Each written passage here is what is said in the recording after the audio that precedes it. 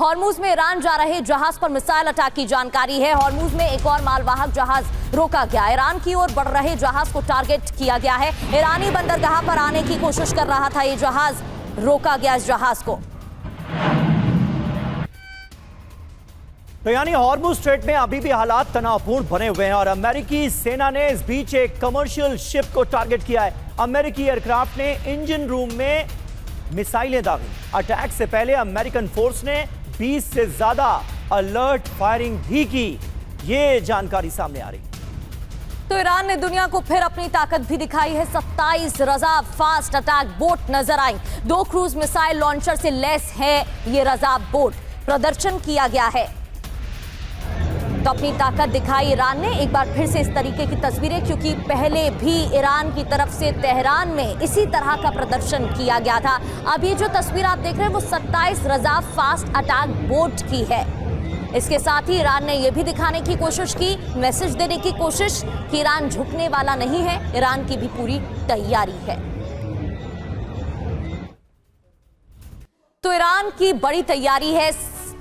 ये 27 रजब attack boat की तस्वीर प्रदर्शन के दौरान देखने को मिली है। लेकिन इस बोट की खासियत क्या है ये भी जान लेते हैं। लो प्रोफाइल डिजाइन बोट है, हाई स्पीड ऑपरेशन में काम आती है। 2 क्रूज मिसाइल लॉन्चर से लैस भी है रजब। 700 किलोमीटर तक इसकी रेंज है और 3 मीटर ऊंची लहरों में संचालन की क्षमता भी है। अटैक बोट का मिशन क्या है? यूएस वॉरशिप से सामना करने में सक्षम ईरानी नेवी की मजबूती है। हिट एंड रन की रणनीति पर काम करती है। स्ट्रेट ऑफ हॉर्मुज में ताकत बढ़ाना है इसका मकसद, और एक साथ कई दिशाओं में हमला करने में भी ये रजब सक्षम है। जी हां, इस्लामिक कैलेंडर के हिसाब से रजब दरअसल महीने का नाम होता है। 27 रजब को बहुत पाक तारीख माना जाता है और उसी के नाम पर इस बोट का नाम भी रखा गया है। युद्ध की आशंका के बीच ट्रंप को लगा है झटका। ट्रंप की करीबी सोनी जॉय ने इस्तीफा दे दिया है। ट्रंप की विशेष सहायक सोनी जॉय ने अपना पद छोड़ दिया है। मीडिया मामलों के निदेशक पद को भी इन्होंने त्याग दिया।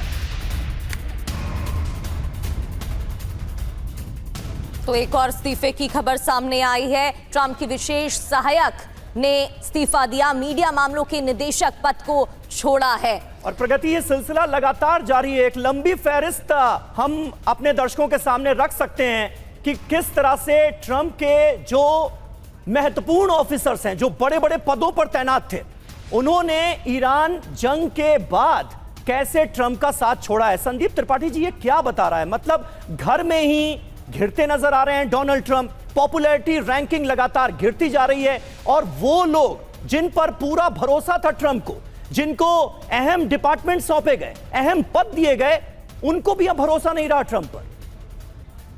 देखिए समीर जी, ये तो जो आप बता रहे हैं, रिजाइन दे रहे हैं जो लोग जा रहे हैं, एक अलग तस्वीर है। दूसरी सबसे बड़ी जो तस्वीर है, जब सिचुएशन रूम के अंदर जब मीटिंग होती है, वहां मार्को रूबियो, जेडी वेंस और पीट हेग्सेथ बैठते हैं। इनमें आपस में एक कह सकते हैं कि एक समरूप, एक यूनिफॉर्मिटी नहीं है, एक कंसेंसस नहीं, सहमति नहीं होती है। और ये तो जो जा रहे हैं वो इसलिए जा रहे हैं कि एक्चुअली ट्रंप, अमेरिका ने ट्रंप को इसलिए नहीं लाया था कि आप अनएंडिंग वॉर करेंगे, वो इसलिए लाया था कि आप वॉर का समापन करेंगे। तो हो यहां अपोजिट रहा है। जो बोल के आए थे अमेरिका फर्स्ट, वो अमेरिका फर्स्ट अब नहीं रहा, वो अब वर्ल्ड फर्स्ट हो गया। यानी कि पूरी दुनिया को इनको अपने आप में स्थापित करना है, अमेरिका को दुनिया के टॉप में रखना। इस तरीके के जो ड्रीम है, जो स्वप्न है ट्रंप को, मुझे लगता है कि जब इस वॉर में 92 दिन हो गए, 92 दिन के वॉर में जब अमेरिका की खिसकती हुई जमीन इस जियोपॉलिटिकल लैंडस्केप पर नहीं बची है, तो मुझे लगता है इस तरीके के चेहरे इसलिए बाहर जा रहे हैं, क्योंकि उनको भी जनता के सामने आना होता है, एक जस्टिफिकेशन देना होता है